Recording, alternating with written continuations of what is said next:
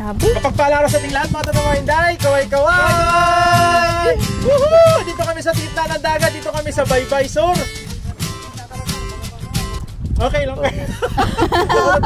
Baybay Sur po sa Sual, Pangasinan. Okay At lang yan. ngayon po, dito kami sa kanilang oyster farm. So makikita nyo po dito, kasama namin yung kanilang aquaculturist, si Ma'am Heidi. Kaway-kaway tayo, Ma'am Heidi. Hi, Ma'am Heidi! Hi!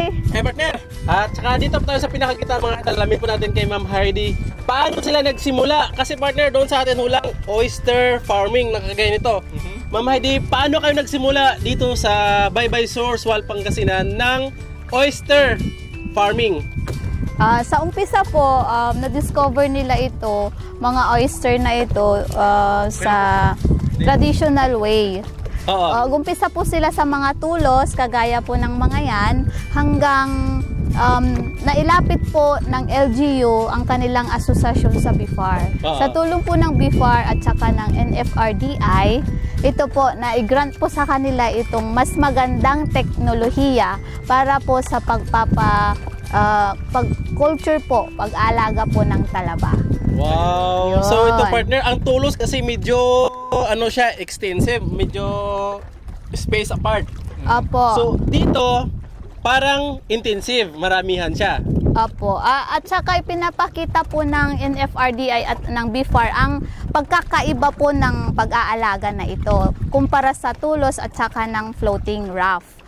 Dito na napagtanto po ng ating mga membro ng asosasyon na talagang napakaganda po ng technology ng floating rafts dahil mas mataba yung mga talaba po dito, mas madali yung pag-harvest, tapos mas matagal po yung buhay, yung shelf life po nung talaba pag na-harvest na. Ayun. Ayun. At saka yung siltation po kasi ng sedimentation, yung tulos, magiging mababaw na po yung sediment sa loob, sa bottom, kasi hindi po nag-flow yung tubig. Ito, kapag nakahanging siya, wala pong problema. Kaya yun po yung nakikita. So, in the near future po, matatanggal na po yung mga tulos method, magiging bamboo raft na po silang lahat.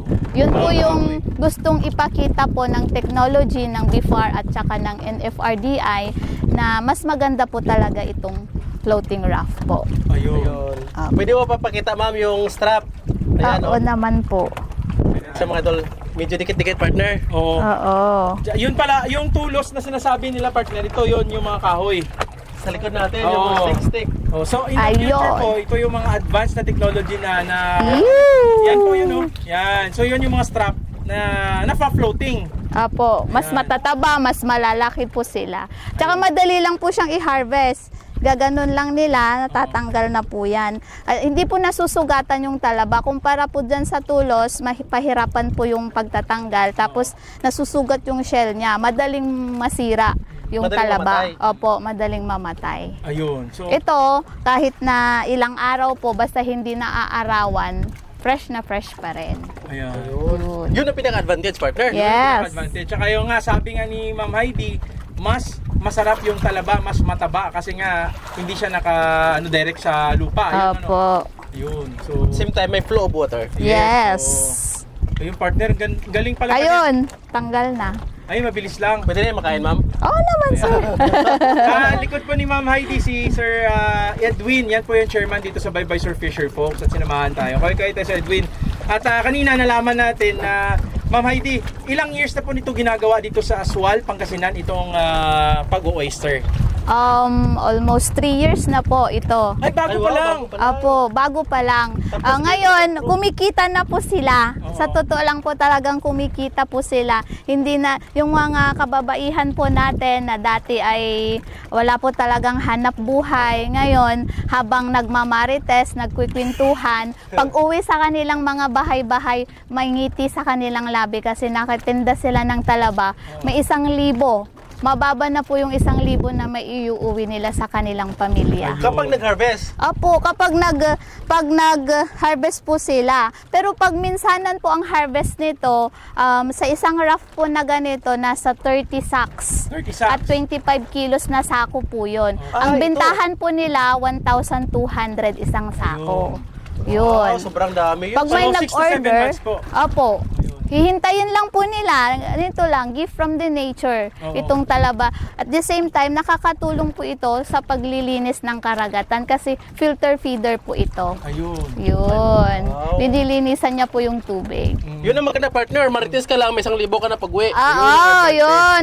Pag nagkakon po sila, pag nagsashock sila ng meat, kwentuhan lang sila dyan, yung mga kababaihan. O, pag uwi, pag may mga turista po na dadaan papuntang mga beaches po dyan sa Baybay Norte, bumibili po sila. Yun. Ayun. 50 pesos po yung isang sukat Oo. na nasa plastic ng ice. Ayun. Yun. May talipa pa po dyan sa asosasyon po. Tapos scheduling po sila ng pag-harvest. Mayroon silang schedule by group po sila nag-harvest dito. Sila yung nakatokang nagbebenta doon. Yun. May part lang po na binibigay sa association. The rest, paghahatian na po nila. Ayun. So, Yun. yun ang kagandahan ng asosasyon, partner. Yes po. Wow, At saka maganda. maraming privilege. At saka Ma'am, masisipag po kasi yung mga membro po ng asosasyon na ito. Mag-Marites pa? Magtalaba. Talaba. Ma'am, usually po sa asosasyon, ilan po yung ano pa ba mga common na ma-encounter nilang mga challenges? Sa umpisa po talaga, sir, pahirapan. Kahirapan. Oo, lalo na't hindi pa nila nakikita yung talagang goal ng pagtatalaban na ito. So, kami mismo talaga sa LGU, nahirapan po sa kanila na mag-organize, na ipakita kung gaano economical itong process na ito. Nung dumating pa doon sa point na parang nag-give up na si chairman Parang ayoko na, parang ganon. Mahirap mag-handle ng tao kasi karamihan na babae na yung mga umaaten, panglalaki po kasi yung paggawa nito. So gumawa kami ng mga paraan para may tuloy.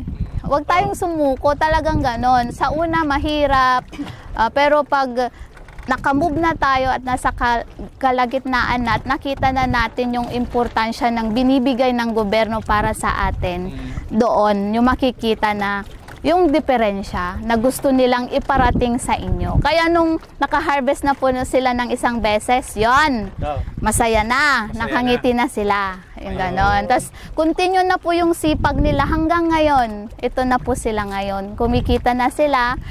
Medyo malaki na rin po ang pera ng asosasyon. Wow. Then, nakita nila na yung pagtutulungan ay talagang napaka-importante para sa isang asosasyon. So, napakabilis ng advance nila, partner. Dahil from tulos, within 3 Oo. years, na ganito na. Na ganito Ma'am, na. sino nakaisip sa inyo ng idea, nag-initiate na ganituhin siya? May drum sa ilalim, the same time, kawayan, Floating na, yung Floating. sa taas. Apo. Actually po, nung bumaba po ang BIFAR Region 1 po sa amin para tanungin kung ano po yung mga kailangan po ng mga asosasyon namin, Fisher Folk Association, miniting po sila.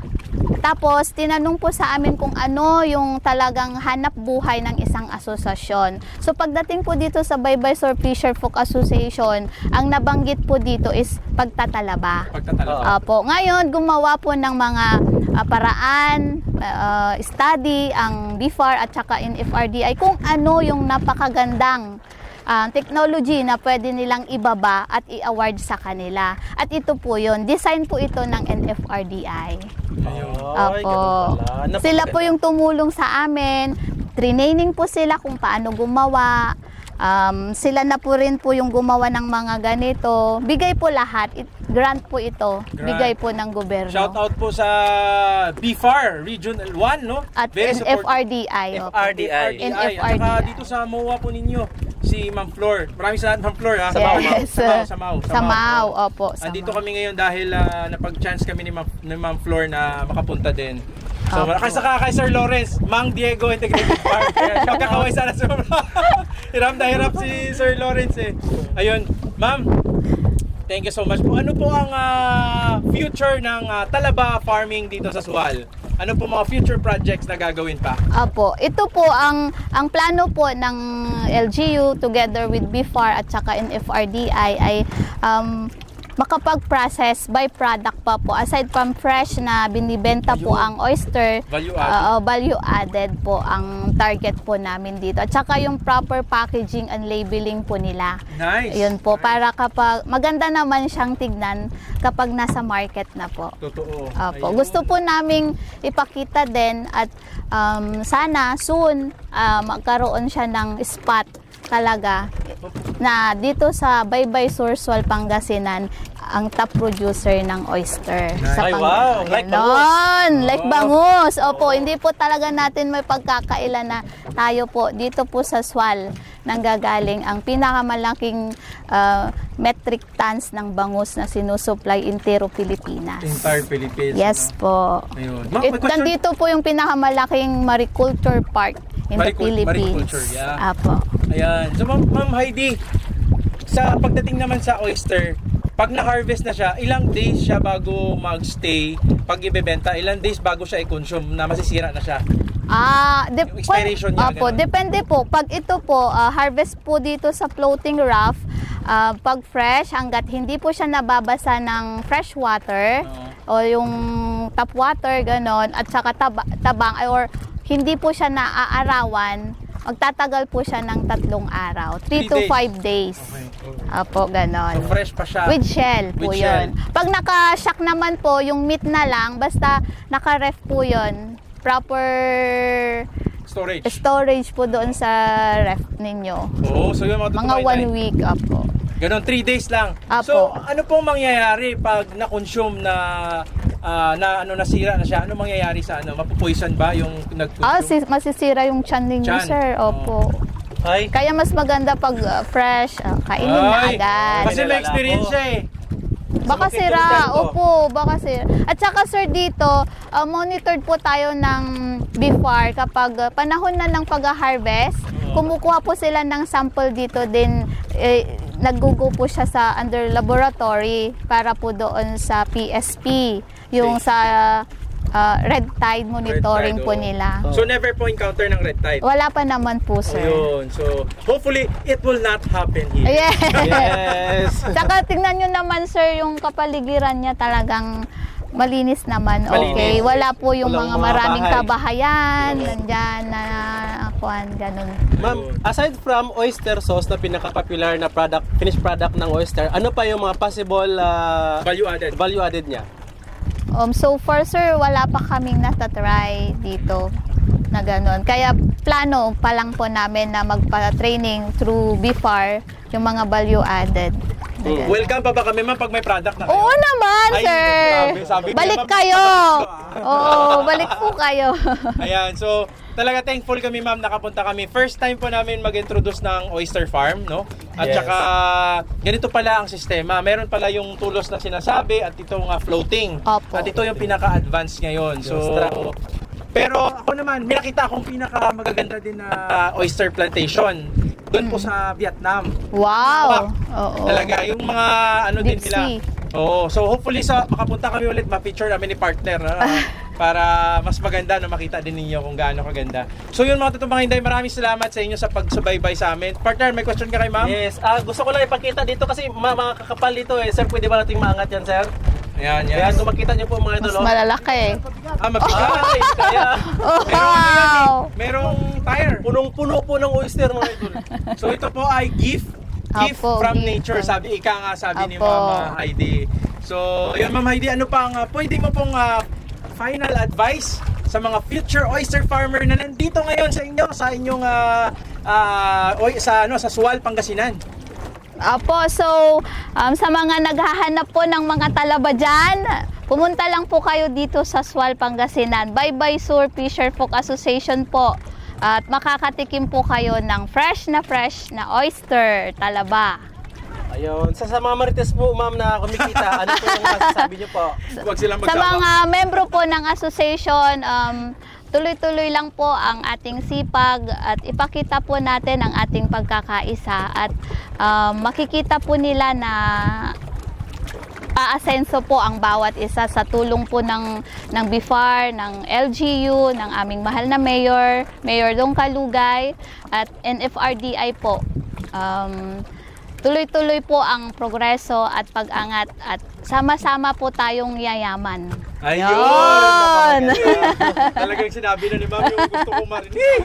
Sabay-sabay tayong yayaman. Yun ang pinakamaganda talaga sa farming. Opo. Sa asosasyon. At soon, magiging cooperative ito, partner. Yes! Sure. Ganun ang Praying mangyayari. for that. Oh. Meron na naman silang pan-sir na kuhang project. Kung na lang. Abangan, surprise. Apo, meron po. Kasalukuyan pong meron po silang nakuhang fish cages farming. Wow! May Yun yung 4 na award. unit po worth 10 million. Wow! Bigay po Grabe. ng BIFAR. To association. Opo, association Sa kanila. po. Grabe. Wow, Bless so na bless yung inspiring. bye-bye. Opo. Napakaganda. Kasi nakita po nila na meron po silang pagkakaisa at willing po talaga silang matuto at nandyan naman yung support nila talaga. Yun Kaya ang importante. nung na-validate po sila, na-award po sa kanila yung project. Wow, Ayan. congratulations din sa asosasyon. Congratulations at maraming salamat din sa BFAR. Yes po. Ayan, sa Department of Agriculture, sa MAU, grabe. Ang support si Ma'am Heidi, talaga partner. Ganito ba Yes. naman ka-supportive yung sa LGU nila? At saka sa MAU, Sa MAU, grabe no. Saka yung isa, yung ano pangalan na? FRTI. NFRDI. FRDI, oh, yun, FRDI. FRDI. So, yun mga totoong mga Inday, maraming salamat po sa pagsama sa amin at kaway-kaway tayo Sir Edwin, yan si Chairman. Ayan si Ma'am Heidi. Ayan Yes. si Sir Lawrence nandito. Yes. Hirap na, parang hindi na alam ko. Sinamahan po tayo dito sa gitna ng dagat para actual natin partner makita dahil first time in our YouTube channel at saka Facebook page makapag-feature ng oyster farming. Ayan, at mga totoong mga Inday, samahan nyo kami sa pag-explore dito sa agrikultura sa Pilipinas at sa ibang bansa sa susunod. Kami po sa Pinoy Palaboy. Please don't forget to subscribe ang channel po namin Pinoy Palaboy. Click na notification bell para updated kayo sa mga bagong tips and techniques sa pagpa-farm. At kagaya nitong pag-feature namin dito, kahit mahirap, kahit sa, anong tawag dito pa Buhay! ay susulungin na ni partner para mapakita sa iyo kung gaano kaganda ang agrikultura sa bawat munisipyo. Maraming salamat sa iyo, partner. Yes! So, kung nagustuhan nyo yung ating video mga idol at na-inspired po kayo, please like naman po mga idol, mag-subscribe po sa aming YouTube channel at saka i-share na rin po para marami pong makapanood. Ayan, so maraming salamat mula yan dito sa Bye Bye Sur. At kasama namin yung chairman ng kanilang Bye Bye Sur Fisher Folks, si Sir Edwin, tumakas sa si Ma'am Heidi, at si Sir Lawrence. Maraming salamat kaway-kaway mga totoong mga Inday sa Swal, Pangasinan. Happy farming! Happy farming! Farming!